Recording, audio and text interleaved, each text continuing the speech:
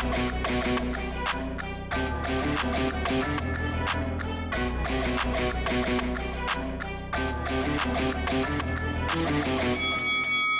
guys, welcome to Boxing Squared for boxing news and views from around the internet.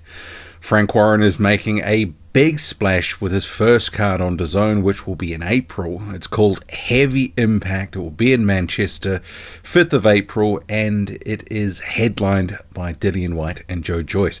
As you can see here, heavyweight stacked. You've also got Lawrence Okolie, Richard Riakporhe, David Adeleye, Jeamie Tshikeva, and also featuring the newly signed Delicious Orie, the Olympian who has signed with Frank Warren. So what we'll do is we'll just, in brief, talk about some of these matchups. I'll do some other videos closer to the time, but, you know, this is a great card. And Dillian Whyte, Joe Joyce, we'll start with that because it does make some sense, because both Dillian Whyte and also Joe Joyce, they were, you know, to some extent in a bit of a no man's land. Dillian Whyte, after he got absolutely sparked by Tyson Fury, failed the drug test ahead of what would have been a fight with Anthony Joshua a couple of years ago. He has been out in the wilderness largely because he hasn't signed with a promoter. He does look after himself, you know, fight by fight deals, and the last couple of years that kind of has worked against him after having a period where that had worked for him. He did have a lot of control over his career. But after the last couple of years, and he looked terrible against Ebenezer Tete, it certainly was what was Whyte going to do? Because the sort of money he was probably expecting for the fights that he wanted probably wasn't there. So this fight is perfect for both, because Whyte, he needs a certain amount of money and a certain level of fight to stay relevant in the heavyweight division and look after his finances. And Joe Joyce, after looking unstoppable and like an unmovable object, you know, a few years back in 2022, he really has fallen down and quite hard. The losses to Zhang Jilei and then getting beaten by Derek Chisora, knocked down late in that fight, which ultimately did end up influencing that fight and the outcome. So you did have Joe Joyce and Dillian Whyte kind of, you know, where would they go next? Because both these guys have not really had a taste of, at least to the same extent as some of the other big names in the heavyweight division, of that Saudi money. These guys want to get to the big show. This offers them the opportunity, and given the form of Joe Joyce has kind of been on the downslide, and it looks like Zhang did take something from him. He didn't look, you know, he looks a shadow of himself, you know, from 3 or 4 years ago. But with that sort of style, you know, having your chin out there to be just hammered, and hammered it has been, it was always going to be a short prime in terms of how effective it was going to be. We've seen it with like Adam Kovnarski and a few others over the years.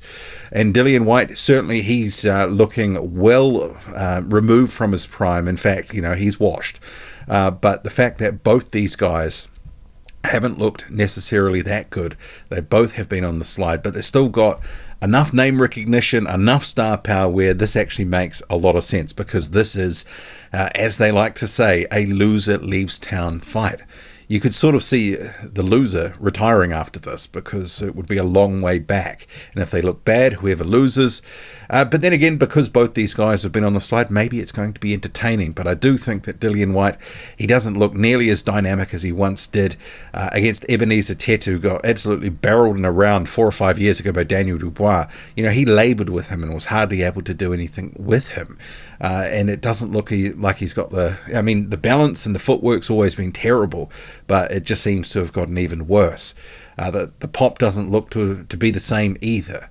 Joyce too, obviously we've spoken about his decline. So, I mean, it's going to be a case, they're going to be in front of each other, and Joyce will probably be taking some punishment, but at the same time, probably also being able to have a lot of success against the slightly smaller man in Dillian Whyte, who is hittable, and I'm sure Joyce will find him. If he continues to land all sorts of thudding punches, and White's, you know, trying to catch and shoot and get his left hooks away, I mean, it's going to probably end up being an entertaining and action-packed fight.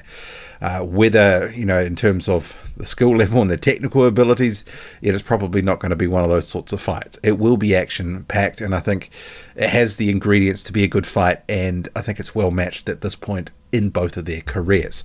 So I like it. And recently I had a video where I'd asked on Patreon, there's a number of guys, and Dillian Whyte was one of them. Where do they go? What do they do? Because, the options and the doors look like they were closing. So this is a lifeline for Dillian Whyte.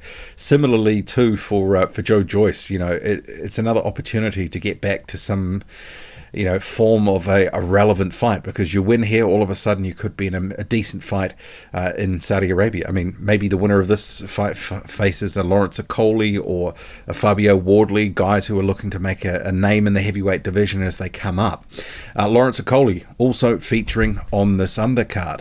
He'll be facing Richard Riakporhe. Obviously, both these guys known to each other, having been in the cruiserweight division, etc. Okolie and Riakporhe now plying their trade in the heavyweight division. Lawrence the Octopus, as we know, sometimes can be in terrible looking fights with all the holding. He's trying to sort of shake some of that, but when he is in competitive fights and he's not having it his own way, sometimes those tendencies seem to come out in him. But with both these guys having punching power, I think it's a good fight. These guys both want to progress their careers in the heavyweight division. I have Okolie as a favourite, but it wouldn't surprise me if Riakporhe got it done, but I think Okolie should go in a favourite. Also, David Adeleye. He looked great against Solomon Dakers. He will be facing Jeamie Tshikeva. So this is also a decent level fight. I'd sort of say it's, English to British level. But I do think that David Adeleye deserves to be the favourite here. Jeamie Tshikeva he's underwhelmed in recent fights. He doesn't have a lot of pop. Sometimes it can be in these ugly fights where it can be scrappy, holding, not looking that great. He doesn't have a lot of power, but he's got a decent amount of skill and technical ability, but sometimes that's negated by just how ugly some of the fights end up becoming. So I want to say that David Adeleye is the favourite here and actually could stop him. Based on what we've seen, those hands and that power, if he continues to develop, Adeleye is going to be in some good fights. And I think he probably can prove in this one where his level is, because he wants to get back to, above British level or to and above British level and work out a bit of a career arc that takes him into some decent European competition, ultimately to some contender level fights. This is more that domestic dust up, but he can make a statement with this one. And obviously for Tshikeva, or TKV as he goes by, this is something where he could make a statement and really get his career back on track, because I think a lot of people had some raps on him and he hasn't really sort of proved out his ability so far. As it is for Delicious Orie, and I know, yes, the name, some people are going to take a little bit of getting used to it. He's was a talented amateur, obviously went to the Olympics. I like that he signed with Frank Warren. It's, huge stable. Warren knows how to build up fighters. So, the world could be his oyster in a few years. So it's going to be a learning fight no matter who he's paired against, sort of TBA at this point. But the card itself, Whyte, Joyce, Okolie, Riakporhe, Adelay, TKV, and Delicious Orie.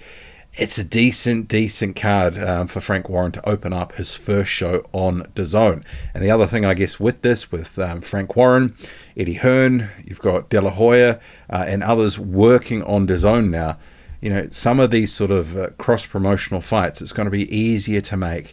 And I don't just mean with the Saudis, I mean just across, because it'll be the same platform. So maybe we have more cross-promotional fights below that sort of pay-per-view Saudi card, which would be good to see. Anyway, Whyte and Joyce, Okolie and Riakporhe, Adelay and TKV and Delicious Orie. April the 5th, Heavy Impact as they're calling it. Good card. Drop a comment loud and often. Hit like, hit subscribe, follow me on Twitter. Boxing_squared. I'm out.